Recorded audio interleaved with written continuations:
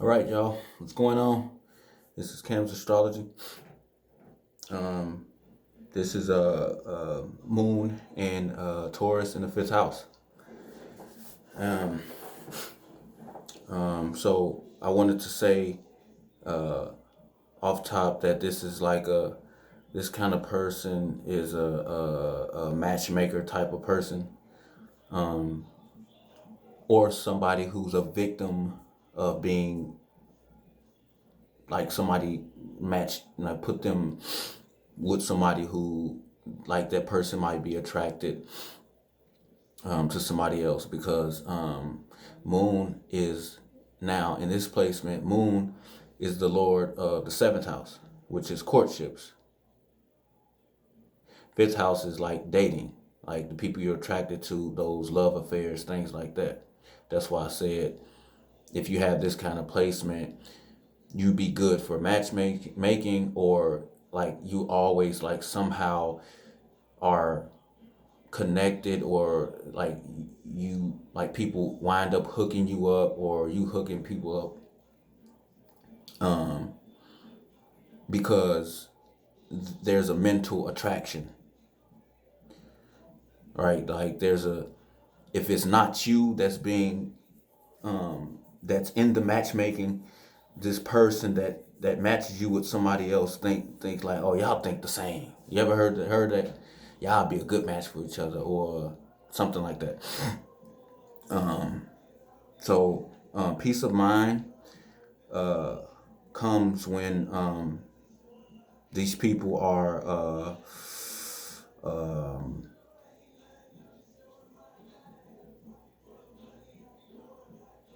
like involved, whatever they're involved in, something that is like simple things to do for fun, that grounded, natural things, something that's stable, like for example, pottery. Like these people could do things like that for fun, and that's where their peace of mind comes. Like when their mind stabilizes and it's the peace, and you're at peace when you're doing things that are not complicated, very like being a couch potato, for example, like doing simple things like binge watching and eating chips with someone that you are courting with some kind of partner. Usually it's a spouse or somebody, a potential spouse. That's where the peace of mind comes in, doing simple things like that.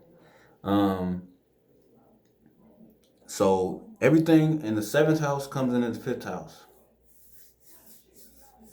So that was one example, right? And then seventh house is everybody. That's what I say. It's everybody outside of you, because first house is you, seventh house is everybody else who you like. I'm here and I'm looking out to the world. That's the seventh house. Mass of people, like the market. And it comes into the fifth house. Like this could be fame placement. Somebody who could become famous during certain periods. Or here's another theory. I'm not sure on this. This is something I'm looking into, but there's this thing called Tashas, Dasha. It's a Vedic astrology term. It means a time period. Everybody is running a certain Tasha. And for this example, when the moon's Tasha is running, that's when the fame comes. That's when it gets activated. But I believe, it's a theory that I have, that you can activate this any placement when you go towards those things. I'm still testing this. So the fame. Why did I say fame? Because seventh house, I said, was everybody. It's billions of people, everybody else. And then the seventh house is your hobbies. Your it's you know where you get on stage and perform, right? That's it. This is the house of you being the entertainer. So the seventh house, masses, comes to the fifth house, and you perform for the masses. As somebody who could be an actor. Sorry for the blurriness. Yeah. So there's an example about fame. Um, um, when you meet partners, when you're meeting people who are potential partners, whether they're spouses, business partners, close, one-to-one personal, relationship, your friends, like the one-to-one relationships. Also, seventh house, I came up with is one-to-one relationship and one-to-many, and it's where you relate to each person as an individual, and it's also the house where you relate to all of those people as one.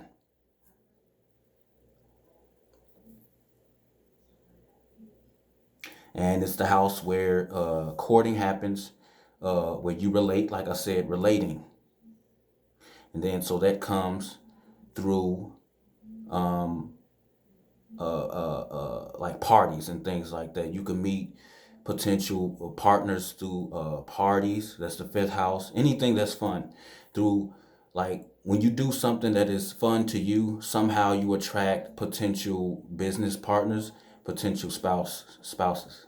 When you're involved with children, like when you go to a park, you can meet a business partner there. I can go on and on, but those are some examples. Um, uh, the emotions, your emotions are very, well, not very, but they're childlike because this is the fifth house. And again, this is not a naive kind of childlike. I mean, um, like the world is your playground. That's how the emotions are expressed here. Yet they're very stable. Like example, like a young kid who or somebody who's not even young, but for example, like a kid who's young but they're mature. You ever met those people, come across those kind of kids? That's somebody who embodies this energy, is what I'm saying. Like if you want to know what this energy is, if I could put it into words, if I could give you an example, that would be one. um um your emotions, um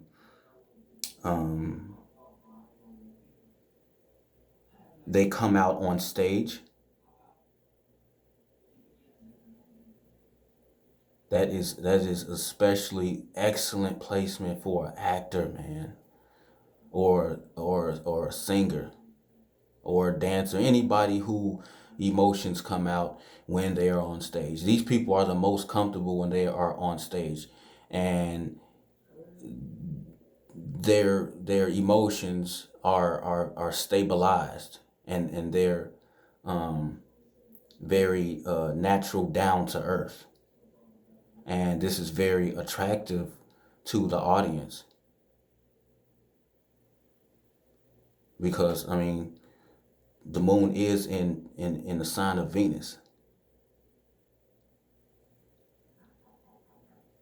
So I mean naturally these people when they get on stage, they are some of the best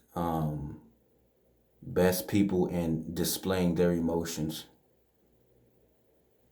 because they have control of it. This moon is exalted here. It's in Venus. They can take their emotions by the horns. They have them under control. They can take it to where they can make themselves cry like that, or where they like a Denzel Washington, like they're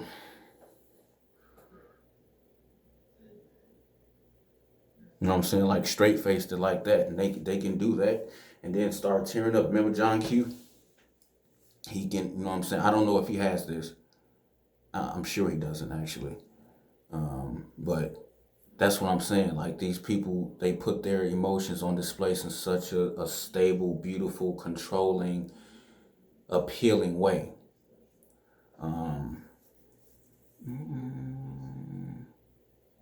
Moon aspects the 11th house.